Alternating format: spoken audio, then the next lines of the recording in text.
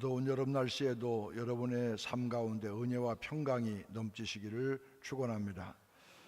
요즘 나라적으로 듣기 힘든 이야기들이 오고 가고 하는데 이 역사가 하나님께서 인도하시는 그런 역사가 될 수 있도록 나라와 민족을 위해서도 기도하는 성도들 되시기를 바랍니다. 현대인들 모두에게 심각한 문제 가운데 하나가 바로 스트레스일 것입니다. 스트레스란 적응하기 어려운 환경에 처할 때 느끼는 심리적, 신체적 긴장 상태를 말합니다.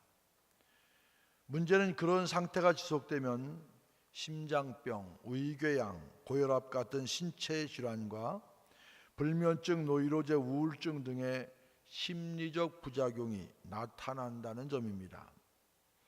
바로 이 점 때문에 많은 사람들이 스트레스를 두려워하면서 피하려고 합니다.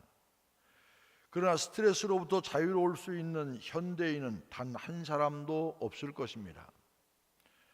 좀 오래됐지만 1967년 정신과 의사 토마스 홈스와 리차드 라헨은 5,000명이 넘는 환자들의 진료 기록을 연구해 굵직한 생활 사건들의 점수를 매기는 방식으로 스트레스의 등급을 만들어 발표한 적이 있습니다.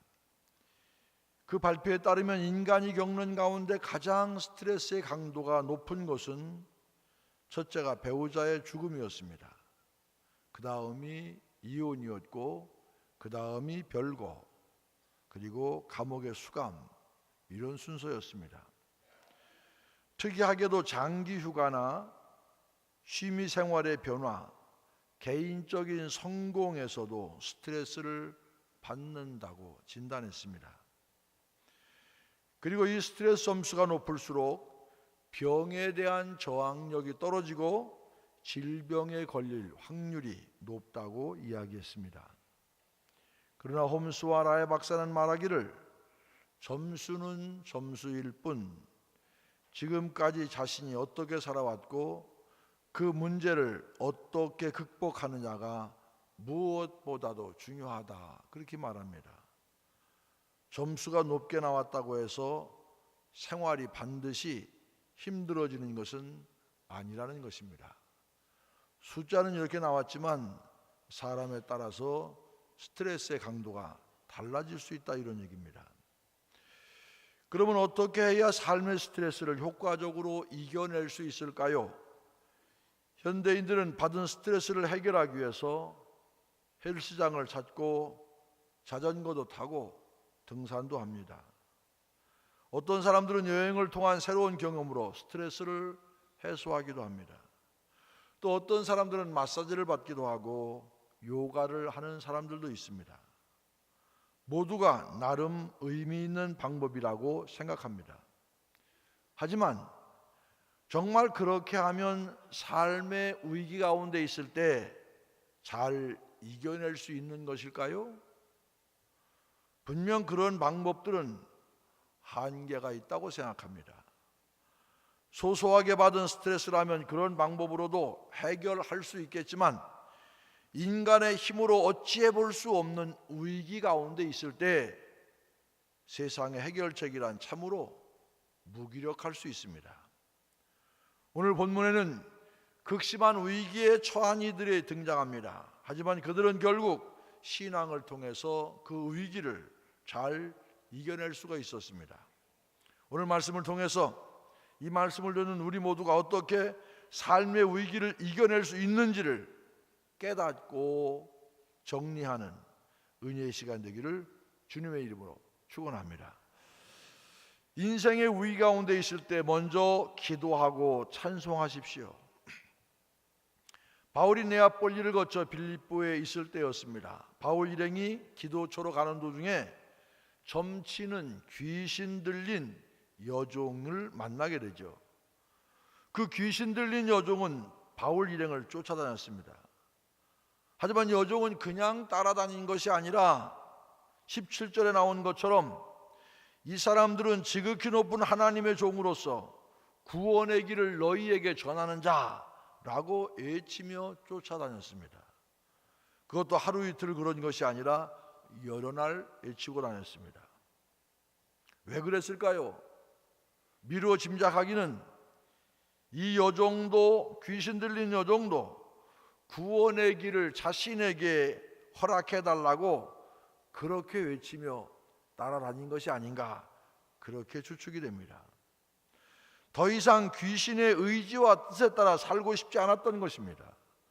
귀신에게 붙들려 영적으로 피폐한 삶을 살고 싶지 않았습니다. 남들처럼 평범하게 인간답게 사람답게 살고 싶었습니다. 그 여종의 간절함을 이해한 바울은 선포했습니다. 예수 그리스도의 이름으로 내가 내게 명하노니 그에게서 나오라. 이후 어떻게 되었습니까? 귀신은 즉시 그 여종에게서 나왔습니다. 더 이상 귀신은 그녀를 붙잡고 있을 수 없었습니다. 예수 그리스도의 이름으로 이 세상의 권세를 사로잡고 있던 악한 영은 그 즉시 그 여종에게서 떠나갔습니다. 그러면 바울의 이런 행동은 좋은 일일까요? 좋은 일일까요? 당연히 좋은 일입니다. 귀신 들려 살아가던 자에게 귀신을 쫓아냈으니 칭찬 들어 마땅한 일 아니겠습니까? 하지만 현실은 오히려 반대였습니다. 바울은 이 일로 인해서 바로 고소를 당합니다. 19절에 보면 여종의 주인들은 자기 수익의 소망이 끊어진 것을 보고 바울과 실라를 붙잡아 장터로 관리들에게 끌어갔다 그랬습니다. 쉽게 말해 여종의 주인들은 바울 일행을 영업 방해로 고소한 것입니다. 여종이 귀신 들려야 그 귀신의 능력을 힘입어 점을 칠 수 있고, 점을 잘 쳐야 복채를 받을 수 있는데 귀신이 떠나가 버렸으니 더 이상 어떻게 점을 칠 수 있겠습니까? 점을 못 치는데 어떻게 복채를 받을 수 있겠습니까? 여종의 주인들은 자신의 여종을 철저히 사업수단, 바로 수입의 수단으로 보고 있었습니다. 그 여종의 심신 상태가 어떠한지, 귀신에 들려 영적으로 얼마나 혼란한 삶을 살고 있는지, 이런 문제에 대해서 이 주인은 전혀 관심이 없었습니다. 설사 여종이 죽을 만큼 괴로워한다 하더라도 죽지 않는다면 큰 문제가 아니라고 여겼습니다. 그런데 귀신이 빠져나가 점을 볼 수가 없으니 손해가 이만저만 아니었습니다. 여종의 영적 상태에는 눈꼽만치도 관심이 없던 주인들이었지만 자신의 금전적인 손해에 대해서는 매우 민감하게 반응했습니다. 불의는 참아도 자신의 불이익에는 조금도 참을 수가 없었습니다. 그래서 그 즉시 손해를 배상하라고 바울과 실라를 잡아 관하로 데려갔습니다. 그곳에서 주인들은 바울과 실라가 유대인이라는 것을 알고 21절에 나온 것처럼 로마 사람인 우리가 받지도 못하고 행하지도 못할 풍속을 전한다는 누명을 씌워서 관리들에게 고발했습니다. 관리들이 어떻게 했습니까? 옷을 찢어 벗기고 매로 치라고 명합니다. 그러자 부하들은 바울과 실라를 매를 많이 치고 옥에 가두었습니다. 그것도 24절에 보면 깊은 옥에 가두었다 그랬습니다. 로마의 감옥은 보통 세 종류로 분류가 됩니다. 먼저 보통 감옥은 죄수들이 햇빛도 쬐고 공기도 잘 마실 수 있는 그런 감옥입니다. 다음으로 견고한 빗장을 치고 잠그는 내옥이 있고, 사형수들을 수감하는 지하옥이 있었습니다. 여기서 바울과 실라가 투옥된 깊은 옥이란 바로 견고한 빗장을 치고 잠그는 내옥을 뜻합니다. 햇빛이 들어오는 평범한 감옥이 아니라 중한 죄인을 가두었던 어두운 내옥에 갇히게 된 것입니다. 억울한 일로 고발되어 종의 여종의 귀신을 쫓아준 일로 좋은 일 했는데도 고발되어서 많은 매를 맞고 깊은 감옥에 갇힌 바울과 실라의 마음 어땠을까요? 인간적으로 생각해보면 불평과 원망이 마음에 솟아나지 않았겠습니까? 하나님, 도대체 우리가 잘못한 일이 무엇이 있다고 이런 시련과 아픔이 내게 찾아오는 것입니까? 아니, 귀신 들려 고생하는 여인, 귀신 쫓아낸 것이 무엇이 잘못입니까? 우리가 귀신 들린 여종을 못 본 채 했어야 합니까? 왜 선한 일을 했는데 그 결과가 일이 어렵게, 일이 매맞고 감옥에 갇히는 이런 안 좋은 일로 찾아옵니까? 이런 원망과 한탄을 늘어놓는다 해도 전혀 이상할 일이 아니었습니다. 하지만 바울과 실라는 그렇게 하지 않았습니다. 25절입니다. 같이 읽습니다. 한밤중에 바울과 실라가 기도하고 하나님을 찬송하며 제수들이 듣더라. 한 번 더 시작. 한밤중에 바울과 실라가 기도하고 하나님을 찬송하며 제수들이 듣더라. 그들은 내옥에 갇힌 밤에 무엇을 했다고 했습니까? 기도하고 하나님을 찬송했다고 그랬습니다. 잠시 빌립보에 관한 영상을 함께 보겠습니다.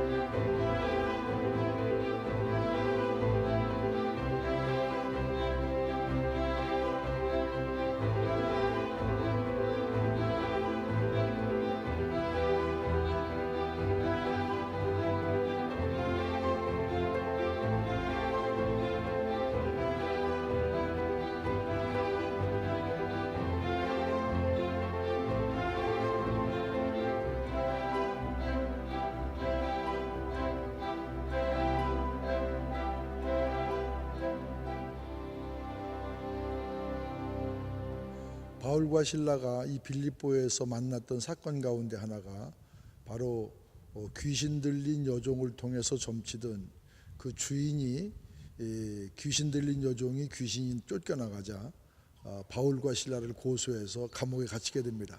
바로 뒤에 보이는 이곳이 바울과 실라가 갇혔던 감옥입니다.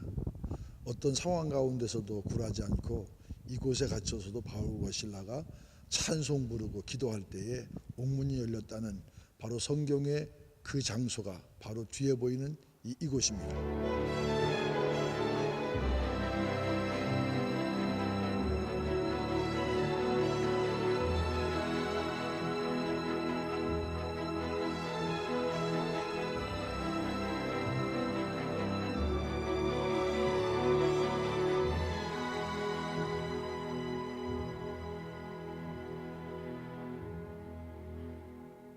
오늘 본문의 상황은 참 놀라운 일입니다. 만일 여러분이 바울과 실라의 경우를 당했다면 어떻게 하시겠습니까? 억울한 일로 심하게 얻어맞고 감옥에 갇혀서 발에 착고까지 채워져 있다면 그래도 찬송이 나오고 그래도 기도가 입술에 나오시겠습니까? 그런데 바울과 실라는 그렇게 했습니다. 그 절망의 순간에, 그 암울한 순간에 누구를 탓하거나 하나님을 원망한 것이 아니라 여전히 기도하고 여전히 찬송했습니다. 여러분, 신앙은 바로 이런 어려운 순간에 드러나게 되어 있습니다. 정말 그 신앙이 알곡 신앙인지 쭉정이 신앙인지는 평소에는 잘 알 수가 없습니다. 그 신앙이 반석 위에 기초를 둔 튼튼한 신앙인지 바람에 쉽게 날려버리는 겨와 같은 신앙인지 평소에는 잘 분별이 되지 않습니다. 하지만 풍파를 겪게 될 때 자연스럽게 깨닫게 됩니다. 정말 위대한 신앙이란 환난과 아픔 가운데도 흔들리지 않고 찬송하고 흔들리지 않고 기도할 수 있는 신앙이라는 것을,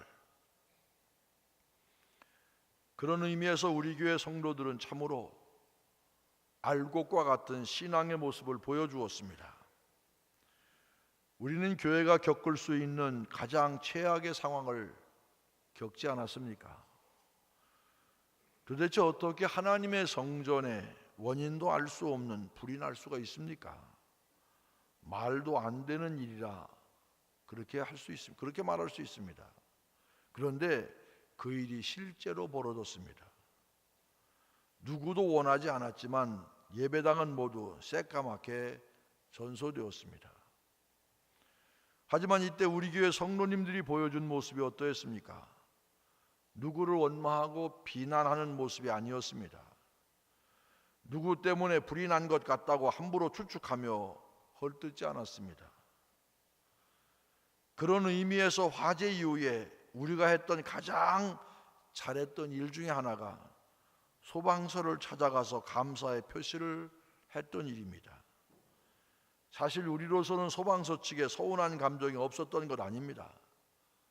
조금 더 신속하고 정확하게 진화해졌다면 그렇게 참담하게 모두 타버리지는 않았을 텐데 라는 아쉬움이 남아 있었습니다. 그러나 생각해보면 반 타나 3분의 1 타나 3분의 2 타나 어차피 이 장소는 모두 다 다시 손을 봐야 됩니다. 아쉬운 마음이 있다고 그들을 비난해서는 결코 안 되는 일이었습니다. 아니 오히려 감사해야죠. 우리 교회를 위해 목숨 걸고 불구덩이 속에 들어간 소방대원들인데, 여러분 화재 방화복이 견딜 수 있는 온도가 800도랍니다. 근데 이 불이 한참 타오를 때는 1000도가 넘는답니다. 들어가면 방화복이 견딜 수 없는데 우리는 뒤에서 소방대원들을 향해서 왜 안 들어가느냐고 그러지만 들어가면 죽을 거 뻔히 하는데 여러분들이 한번 들어가겠습니까? 만일 또 우리 교회를 위해서 목숨 걸고 불구덩이에 들어갔다가 진화 과정에서 소방대원이 인명사고라도 냈다면 우리 교회는 화재하고는 비교할 수도 없는 계속해서 비난의 대상이 되었을지도 모릅니다. 그래도 어떠한 인명사고도 없이 화재가 진압된 것이 얼마나 감사한 일입니까? 그래서 화재가 난 지 얼마 지나지 않아서 떡과 과일 준비해서 장로님과 교인 몇 분과 함께 소방서를 찾아가서 감사의 인사를 했습니다. 그렇게 소방관들에게 감사를 표했더니 교회 화재에 대한 논란은 더 이상 확대되지 않았습니다. 저는 누가 생각해낸 일인지 모르지만 다시 생각해봐도 참 잘한 일로 여겨집니다. 만약 그때 그분들에게 감사하지 않고 그들을 희생양 삼아 비난했다면 우리는 더 큰 비난을 들어야 했을지도 모르고 우리들 스스로 계속해서 새로운 비난의 대상을 찾기에 바빴을지도 모릅니다. 하지만 우리는 그때 누군가를 비난하기보다 나 자신의 신앙을 돌아보는 기회로 삼으려고 애썼습니다. 왜 하고 많은 교회 가운데 우리에게 불이 났을까? 우리의 신앙의 삶은 제대로 살아왔던 것인가? 우리 정말 우리 마음의 성전은 아직도 튼튼한가? 아직도 건전한가? 오히려 남을 비난하고 헐뜯기보다 자신을 성찰하고 주님을 바라보고 기도할 수 있는 기회, 기도에 힘쓸 수 있게 되었으니 그 기도 덕분에 우리는 그 큰 위기에서도 흔들리지 않을 수가 있었습니다. 어제 바로 경기현에 있는 한 교회에서 교회를 건축하면서 우리 교회와 모형이 비슷하다고 우리 교회에 찾아와서 장로님 목사님이 한동안 교회를 잘 돌아봤습니다. 마지막 제가 이런 얘기 해줬습니다. 성도들이 모여서 성전을 지낸다는 것 평생 한번 있을까 말까 한 일인데 얼마나 자랑스럽고 귀한 일입니까? 그런데요, 제가 경험을 한번 말씀드릴게요. 만일 제가 불이 난 이후에 어떻게 하면 아름다운 성전을 복원할 수 있을까? 여기에 큰 신경을 썼다면 나는 아마 복원하기 전에 다운됐을 겁니다. 그런데 저는 그것보다 더 중요한 것은 우리들 마음속에 있는 내면의 성전, 보이지 않는 성전, 신앙의 건강성, 이거 세우는 게 먼저라고 생각하고 그거 위에 힘썼더니 성전 복원은 또 그와 함께 이루어졌습니다. 여러분들이 아름다운 교회를 짓는다는 것 때문에 갑론을박하지 마시고 먼저 신앙의 열정, 여러분 마음, 여러분 헌신 이것이 하나 될 때 성전은 아름답게 지어질 줄로 믿습니다. 제가 그렇게 조언을 해줬습니다. 기도 덕분에 우리는 큰 위기 가운데도 흔들리지 않을 수가 있었습니다. 사람 보고 일 보면 속상하고 힘들 때 있죠. 그때마다 주님 바라보고, 주님, 의미가 무엇입니까? 무엇을 원하십니까? 여러분, 우리는 인생 가운데 수많은 문제들을 겪기 마련입니다. 재정의 문제를 겪을 수 있고, 부부의 문제를 겪을 수 있고, 자녀의 문제를 겪을 수 있고, 직장의 문제를 겪을 수 있습니다. 그런데 문제에 빠져들다 보면 그 문제를 해결하기가 점점 더 어려워집니다. 문제 때문에 힘들어한다고 그 문제가 해결되어지지 않습니다. 헤어나오려고 애쓰면 애쓸수록 더 깊은 문제의 수렁에 빠져들 수 있습니다. 문제 가운데 있을 때, 인생의 위기 가운데 있을 때 우리 힘으로 그 문제를 해결하려고 몸부림치기 이전에 먼저 주님을 바라보고 주님께 맡기고 바울과 실라처럼 기도하고 찬송하실 수 있기를 바랍니다. 그 기도와 찬송이 우리를 살릴 수 있습니다. 우리가 기도와 찬송 가운데 있을 때 주님께서 길을 열어주실 것입니다. 문제 해결의 능력을 주시고 지혜를 허락해 주실 줄로 믿습니다. 바울과 실라처럼 인생의 위기 가운데 있을 때 기도하고 찬송할 수 있는 성도 여러분들 되시기를 주님의 이름으로 간절히 축원을 드립니다. 또 하나, 인생의 위기 가운데 있을 때 주님을 만나야 합니다. 바울과 실라가 감옥에서 기도하며 찬송하고 있을 때였습니다. 갑자기 놀라운 일이 벌어졌습니다. 26절입니다. 이에 갑자기 큰 지진이 나서 옥토가 움직이고 문이 곧 다 열리며 모든 사람의 매인 것이 다 벗어진지라. 지금도 빌립보에 가면 아무런 흔적이 없습니다. 유적밖에 남아있는 게 없습니다. 여러분, 사진 저 영상을 찍을 때 보면 아무도 없지 않습니까? 월요일날 찍은 것인데 루디아 기념교회를 촬영하고 바로 뒷문으로 해서 그 감옥에 있는 데를 갔습니다. 아무도 없는 거예요. 뒷문으로 갔어요. 앞문에 보니까 월요일은 휴일이라 문을 열지를 않는 거예요. 제가 개구멍으로는 안 갔습니다. 옆 뒷문. 내가 알았다면 촬영을 못했죠. 거기 가보니까 거기 빌립보 유적만 있지 지금 빌립보에는 아무것도 남아있는 게 없습니다. 다만 그 감옥 하나만 남아있어요. 자, 지진이 일어났고 그로 인해 옥문이 열렸고 발에 맨 착고가 다 풀렸습니다. 갇혀있던 죄수들은 도망칠 절호의 찬스가 온 것입니다. 그런데 이로 인해 극심한 스트레스를 받는 또 한 사람이 있었습니다. 누굽니까? 담당 간수였습니다. 간수는 자다가 깨어서 옥문들이 열린 것을 보고 죄수들이 분명히 도망갔을 것이다, 그렇게 여겼습니다. 아마도 이 간수는 책임감이 무척 강한 사람인 듯 싶습니다. 어쩔 수 없는 천재지변으로 인한 일이었지만 어쨌든 자신이 지키고 있는 동안에 그런 일이 벌어졌으므로 자신이 책임져야 한다고 생각했습니다. 그리고 그 책임감으로 인해서 자신의 목숨을 스스로 끊으려고 했습니다. 그때 바울이 외쳤습니다. 28절입니다. 바울이 크게 소리질러 이르되 내 몸을 상하지 말라, 우리가 다 여기 있노라 하니. 바울이 왜 소리쳤겠습니까? 간수를 살리기 위해서였습니다. 우리가 도망가지 않았다고, 여기 그대로 있다고, 그러니 제발 스스로 목숨 끊을 생각을 하지 말라고, 그렇게 바울은 다급하게 소리쳤습니다. 간수는 이 소리를 듣고 너무나 놀랐습니다. 지진이 일어나 옥문이 열리고 착고가 모두 풀린 상태인데 그 감옥 안에 죄수들이 그대로 있을 것이라고는 꿈에도 생각하지 못했습니다. 간수는 등불을 들고 바울이 갇혀있던 감방에 뛰어들어가 무서워 떨며 그 앞에 엎드렸습니다.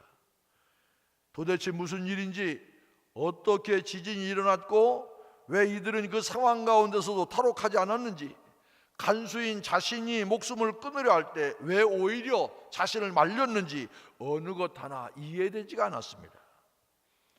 너무나 두려운 가운데 간수는 물었습니다. 내가 어떻게 해야 구원을 받으리까? 이때 바울은 무엇을 했습니까? 바로 복음을 전했습니다. 31절입니다. 이르되 주 예수를 믿으라, 그리하면 너와 네 집이 구원을 받으리라.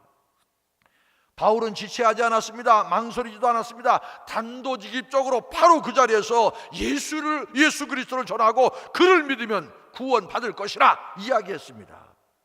그리고 이 말씀을 듣고 그대로 믿은 간수와 그의 가족이 구원을 얻게 되었습니다. 정말 바울은 전도에 뛰어난 감각을 가진 그런 사람이었습니다. 전도 교육을 따로 받은 것도 아닐 텐데 어느 타이밍에 복음 전파가 가장 효과적인지를 직관적으로 알고 있었습니다. 바로 오늘 본문이 그를 증명하고 있습니다. 복음이 가장 잘 수용되는 타이밍이 바로 삶의 심각한 위기를 만났을 때이기 때문입니다. 스스로 어쩔 수 없는 환난을 겪었을 때 사람은 그제야 자신의 삶을 돌아보게 됩니다.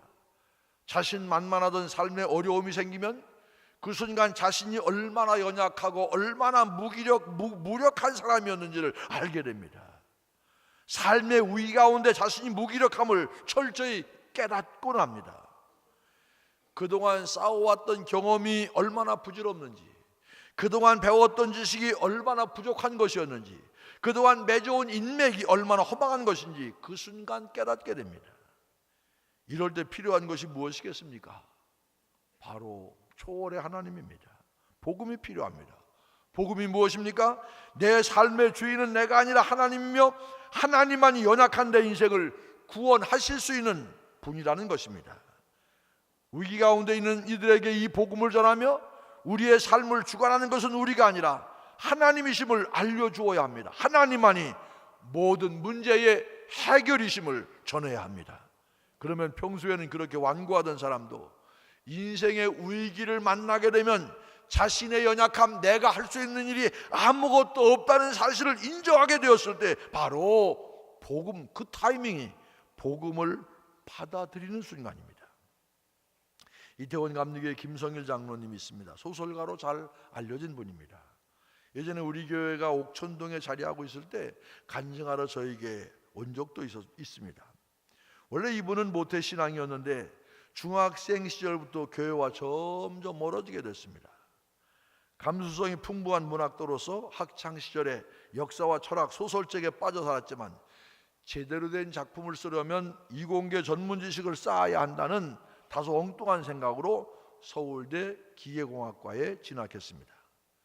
대학 시절에는 김승옥과 같은 유명한 소설가와 함께 동인지 산문시대에서 활동하며 소설을 써서 61년에 등단했습니다. 졸업 후에는 전공을 살려서 대우중공업에 취직해서 직장 생활을 시작했습니다. 착실하게 직장 생활하면서 사회에서 인정받아갈 무렵 삶이 무너지는 경험을 하게 됩니다. 그토록 사랑하는 아내가 위암에 걸려서 목숨이 위태로울 정도로 심각해졌습니다. 의사가 말합니다. 당신은 아내와 이별할 준비를 해야 할지도 모릅니다. 무슨 얘기입니까? 당신 아내는 죽을지도 모릅니다. 그런 얘기입니다. 그러면서 의사가 지나가는 이렇게 얘기합니다. 의술이 3이라면 운이 7이란 말이 있지요. 혹시 예수를 믿으시나요? 기도 많이 하세요. 기도 열심히 하세요. 그날 김성일 장로님은 그동안 잊고 살았던 하나님을 다시 찾게 되었습니다. 울면서 이렇게 기도합니다. 몹쓸 죄인은 저인데 왜 아내에게 사망의 고통을 주시나요? 암덩어리는 내게 주시고 천사 같은 아내를 살려 주시옵소서. 간절하게 기도합니다. 자기는 지금 직장에서 잘 나가는 위치에 있지만 자기의 그런 모든 것이 아내의 생명을 살리는데 아무런 도움을 줄 수가 없습니다. 그런 눈물과 회개의 기도에 하나님께서 응답하셨습니다. 하나님께서 기적을 베푸셔서 암을 이겨내게 하셨습니다. 이 과정 가운데 김성일 장로님은 완전히 다른 사람이 되었습니다. 하나님의 순한 양처럼 달라지게 되었습니다. 20년 가까이 중단했던 글쓰기도 다시 시작했습니다. 하지만 이전의 글이 자신의 글솜씨를 자랑 삼아 쓰던 글이었다면 이제 그는 신앙 이야기를 소설로 쓰기 시작합니다. 그때부터 김성일 장로님은 땅끝에서 오다, 제국과 천국, 이런 흥미로우면서도 철저히 신앙적인 메시지가 담긴 신앙소설을 집필했습니다. 이후 장로님은 대우중공업 이사로 있다가 94년 직장을 그만두고 신앙수설 집필가와 예수 그리스도의 구원과 주 하나님의 높고 위대하심을 전하는 신앙 강연자로 지금까지 활동하고 있습니다. 이분이 하나님께로 돌아오게 된 계기가 무엇입니까? 삶의 위기였습니다. 아내의 위암 소식 앞에 그렇게 자신만만했던 자아가 무너지게 되었고, 그로 인해 겸손하게 하나님 앞에 서게 되었습니다. 성도 여러분, 혹시 우리 가운데 삶의 위기 가운데 계신 분이 있습니까? 자신의 힘으로는 어쩔 수 없는 위기 가운데 삶이 무기력함에 빠져 있는 분 없습니까? 오히려 이 기회를 주께로 가까이 나아가는 기회로 삼으시기를 바랍니다. 문제보다 크신 하나님을 꽉 믿으시기를 바랍니다. 자신이 얼마나 나약한 사람인지 깨달았다면 이제 참으로 내 인생의 문제, 내가 해결할 수 있는 것이 아니라 해결할 수 있는 그분을 의지하십시오. 이 세상을 만드시고 이 세상을 운행하신 하나님이 여러분의 삶도 이끌어 주실 줄로 믿으시길 바랍니다. 더 이상 스스로 어떻게 해보려다 더 큰 실패 가운데 주저앉지 마시고, 내 삶을 시온의 대로와 같이 형통의 길로 인도하실 하나님 앞에 서는 성도 여러분 되시기를 주님의 이름으로 간절히 축원을 드립니다.